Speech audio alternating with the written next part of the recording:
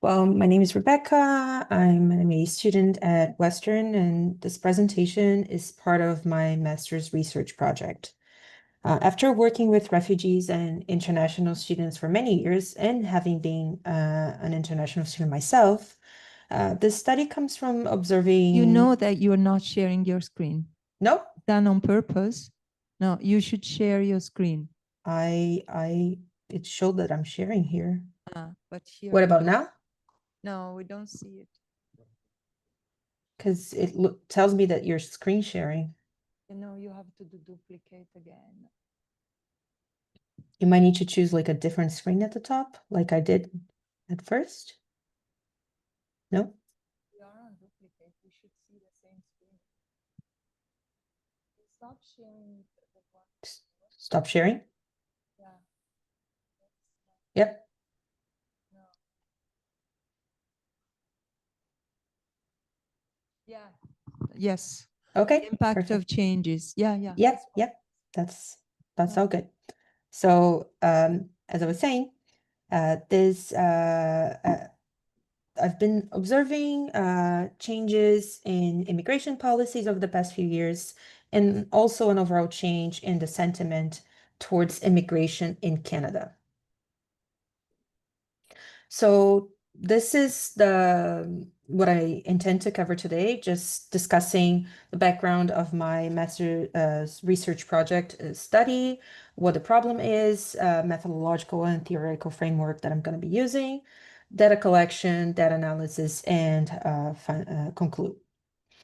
So for the background of my study, and we've seen this from other presentations prior to mine, is that Canada has been for many years been considered as a global reference on immigration policy.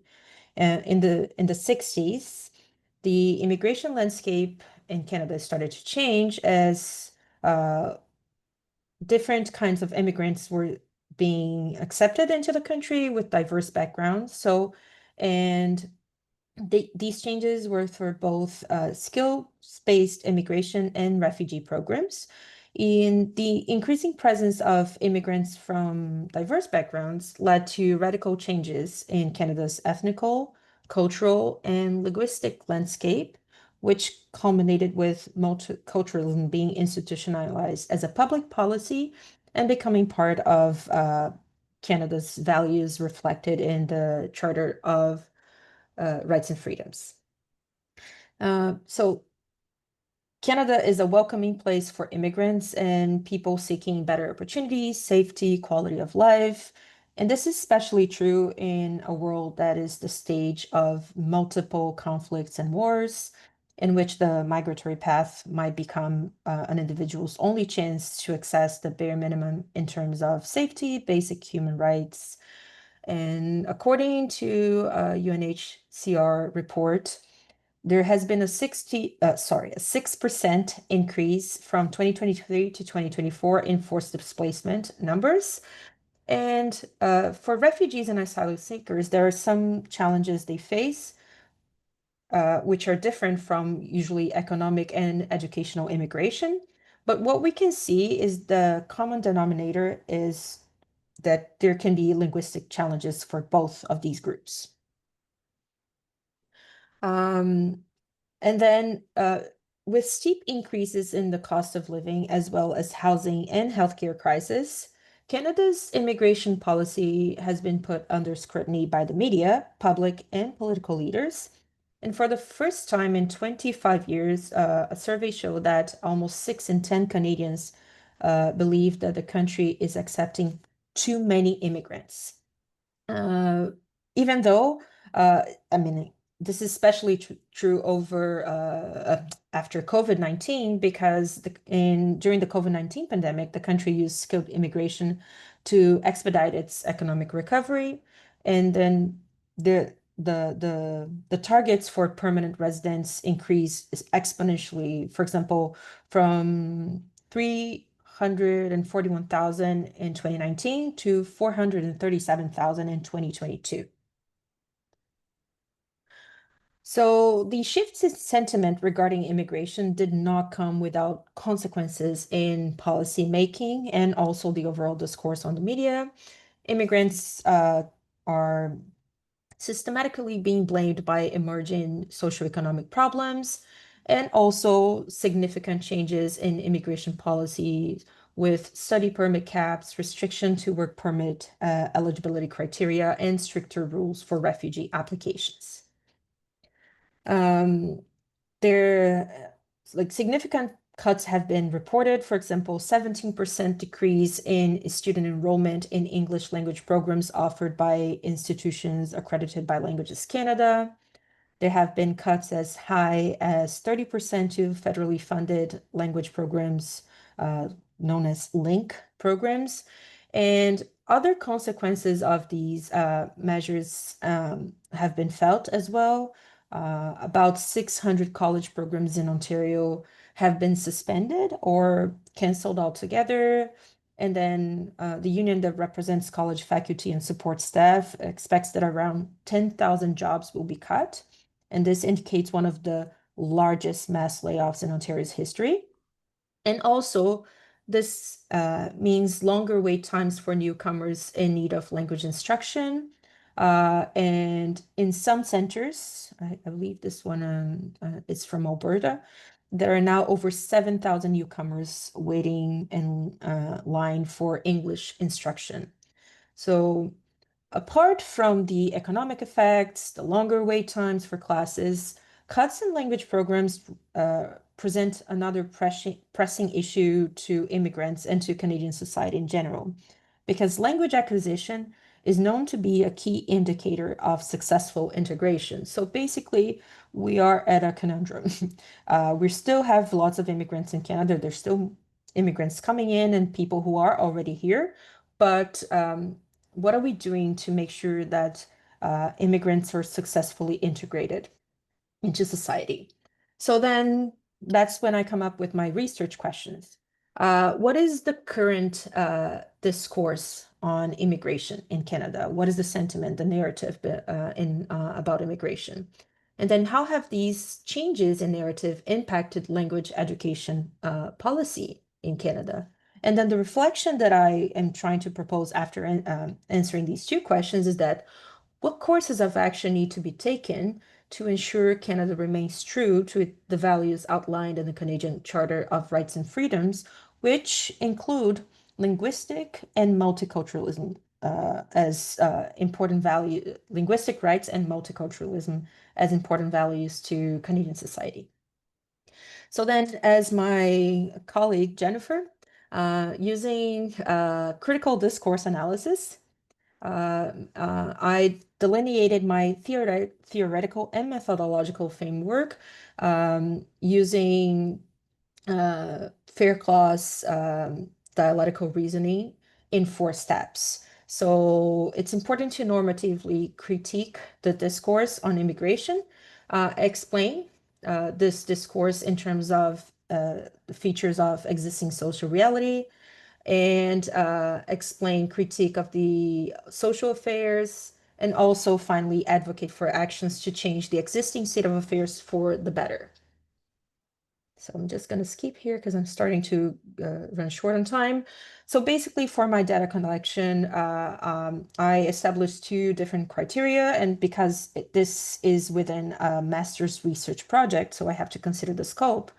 The data collection criteria is in terms of 2 points: media coverage. So I'm researching news articles or pieces of news from major news outlets in Canada that have both national and local coverage available in English in print with free access to most articles.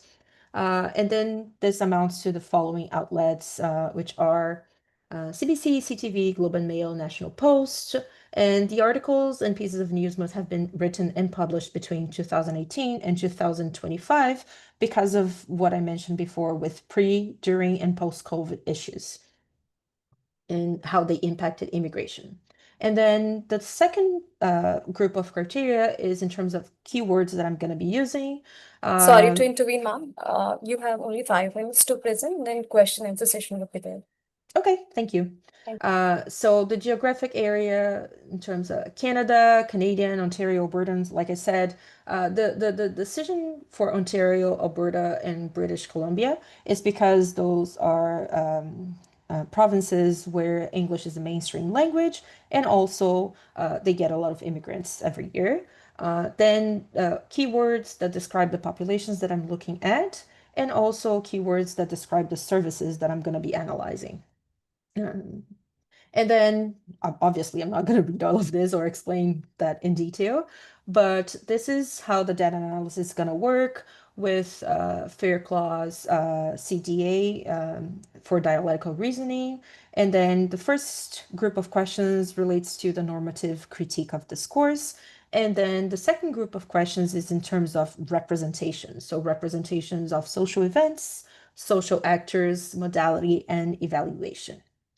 And then after I have gathered all the data, answered all the questions that I need, I want to compile the results and organize the data in preliminary categories using the criteria in terms of positive, negative, neutral words to describe immigrants, so social actors, immigration process, uh, the current state of affairs, language instruction programs, and then also the words that I use to describe immigration policy and policies in Canada.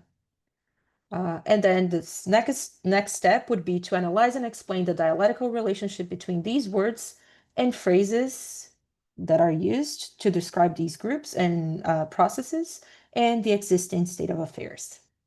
So I have here my slides, but I'm also not going to go over that in too much detail. But this is a simple analysis of what I'm planning to do. So this here is an article from CBC News, and then it fulfills both criteria in terms of media coverage. CBC News published in April 2025 in English, and it has one keyword from each group. So it's related to Alberta, newcomers, and talks about English classes. And then the questions that I have proposed in the second group, those are the questions that sorry, the group one is like a normative critique of discourse. So this is me answering the questions based on what I observed and I read in the article. And then also the third step, which is the questions about representation. So again, here answering these questions. So compiling this data will help me better understand what the current discourse on immigration is and what we can do to move towards a Canada that, still reflects the values. So for my conclusion, I would like us to reflect that with the rise of far right and conservative politics, it's paramount to address the changes in the discourse on immigration in Canada and how they are affecting immigrants and their access to language education. To protect Canada as an open, democratic, and multicultural space, we need to analyze these changes and whether they point to exclusion or division. Sorry about the spelling issue. And the main goal of my study is to contribute to educational scholarship with a critical discourse analysis on the current narrative and create a space to discuss solutions so that Canada can continue to pride itself as a world leader in inclusion, democracy, freedom, and multiculturalism. I just want to leave us with a quote from Pope Francis that migrants and refugees are not pawns on the chessboard of humanity. They are children, women, and men who leave or who are forced to leave their homes for various reasons, who share a legitimate desire for knowing and having, but above all, for being more. So I'm open for questions if anyone has any questions, and